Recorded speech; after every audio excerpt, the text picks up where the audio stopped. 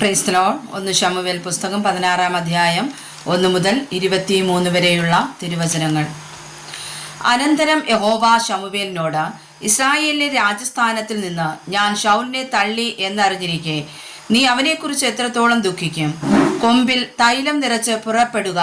ഞാൻ നിന്നെ ബെത്ലഹേമിനായ ഇശ്ശായിയുടെ അടുക്കൽ അയക്കും.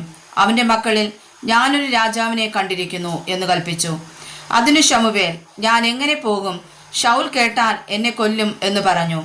എന്നാറേ യഹോവ, നീ ഒരു പശുക്കിടാവിനെയും കൊണ്ടു ചെന്ന് ഞാൻ യഹോവയ്ക്ക് യാഗം കഴിപ്പാൻ വന്നിരിക്കുന്നു എന്ന് പറക. ഇശ്ശായിയെയും യാഗത്തിനു ക്ഷണിക്ക. നീ ചെയ്യേണ്ടത് എന്തെന്ന് ഞാൻ അന്നേരം നിന്നോട് അറിയിക്കും. ഞാൻ പറഞ്ഞു തരുന്നവനെ നീ എനിക്കായിട്ട് അഭിഷേകം ചെയ്യണം. യഹോവ കൽപ്പിച്ചതുപോലെ ശമൂവേൽ ചെയ്തു. ബെത്ലഹേമിൽ ചെന്നു. പട്ടണത്തിലെ മൂപ്പന്മാർ അവന്റെ വരവിങ്കൽ വിറച്ചുകൊണ്ട് അവനെ എതിരേറ്റു. നിന്റെ വരവ് ശുഭം തന്നെയോ എന്ന് ചോദിച്ചു. അതിനവൻ, ശുഭം തന്നെ. ഞാൻ യഹോവയ്ക്ക് യാഗം കഴിപ്പാൻ വന്നിരിക്കുന്നു. നിങ്ങളെ തന്നെ ശുദ്ധീകരിച്ച് എന്നോടുകൂടെ യാഗത്തിന് വരുവിൻ എന്ന് പറഞ്ഞു. അവൻ ഇശ്ശായിയെയും അവന്റെ മക്കളെയും ശുദ്ധീകരിച്ച് അവരെയും യാഗത്തിനു ക്ഷണിച്ചു. അവർ വന്നപ്പോൾ അവൻ ഏലിയാവിനെ കണ്ടിട്ട്, യഹോവയുടെ മുമ്പാകെ അവന്റെ അഭിഷിക്തൻ ഇതാ എന്ന് പറഞ്ഞു. യഹോവ ശമൂവേലിനോട്, അവന്റെ മുഖമോ പൊക്കമോ നോക്കരുത്. ഞാൻ അവനെ തള്ളിയിരിക്കുന്നു. മനുഷ്യൻ നോക്കുന്നത് പോലെ അല്ല. മനുഷ്യൻ കണ്ണിന് കാണുന്നത് നോക്കുന്നു, യഹോവയോ ഹൃദയത്തെ നോക്കുന്നു എന്ന് അരുളി ചെയ്തു.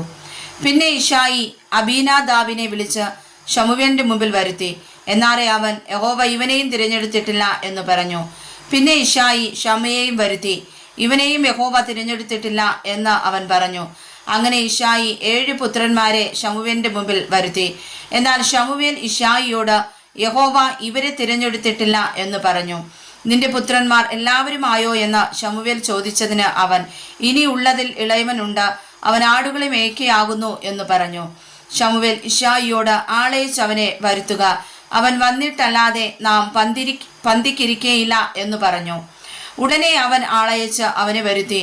എന്നാൽ അവൻ പവിഴ നിറമുള്ളവനും സുനേത്രനും കോമളരൂപിയുമായിരുന്നു. അപ്പോൾ യഹോവ, എഴുന്നേറ്റ് ഇവനെ അഭിഷേകം ചെയ്യുക, ഇവൻ തന്നെ ആകുന്നു എന്ന് കൽപ്പിച്ചു.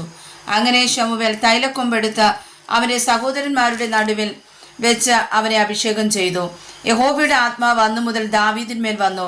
ശമൂവേൽ എഴുന്നേറ്റ് രാമയിലേക്ക് പോയി. എന്നാൽ യഹോവയുടെ ആത്മാവ് ശൗലിനെ വിട്ടുമാറി. യഹോവ അയച്ച ഒരു ദുരാത്മാവ് അവനെ ബാധിച്ചു. അപ്പോൾ ശൗലിന്റെ ഭൃത്യന്മാർ അവനോട്, ദൈവം അയച്ച ഒരു ദുരാത്മാവ് നിന്നെ ബാധിക്കുന്നുവല്ലോ. ആകയാൽ കിന്നര വായനയിൽ നിപുണനായ ഒരുത്തനെ അന്വേഷിപ്പാൻ തിരുമനസ്സുകൊണ്ട് അടിയങ്ങൾക്ക് കൽപ്പന തരേണം. എന്നാൽ ദൈവത്തിങ്കൽ നിന്ന് ദുരാത്മാവ് തിരുമേനിമേൽ വരുമ്പോൾ അവൻ കൈകൊണ്ട് വായിക്കുകയും തിരുമേനിക്ക് ഭേദം വരികയും ചെയ്യും എന്ന് പറഞ്ഞു. ശൗൽ തന്റെ ഭൃത്യന്മാരോട്, കിന്നര വായനയിൽ നിപുണനായ ഒരുത്തനെ അന്വേഷിച്ചും കൊണ്ടുവരുവിൻ എന്ന് കൽപ്പിച്ചു.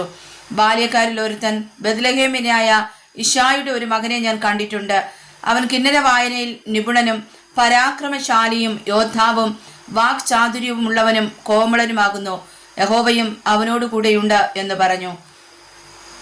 എന്നാറേ ശൗൽ ഇശ്ശായിയുടെ അടുക്കൽ ദൂതന്മാരെ അയച്ചു.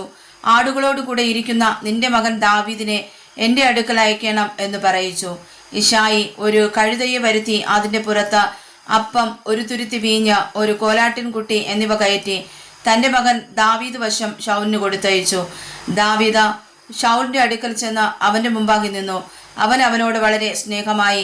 അവൻ അവന്റെ ആയുധവാഹകനായി തീർന്നു. ആകയാൽ ശൗൽ ഇശ്ശായിയുടെ അടുക്കൽ ആളയച്ചു.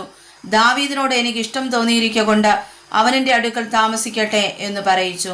ദൈവത്തിന്റെ പക്കൽ നിന്ന് ദുരാത്മാവ് ശൗലിന്മേൽ വരുമ്പോൾ ദാവീദ് കിന്നരം എടുത്തു വായിക്കും. ശൗലിന് ആശ്വാസവും സുഖവും ഉണ്ടാകും.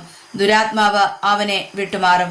വായിച്ചതായ തിരുവചനങ്ങളാൽ കർത്താവ് നമ്മെ സമർത്ഥമായി അനുഗ്രഹിക്കുമാറാകട്ടെ. ആമേൻ.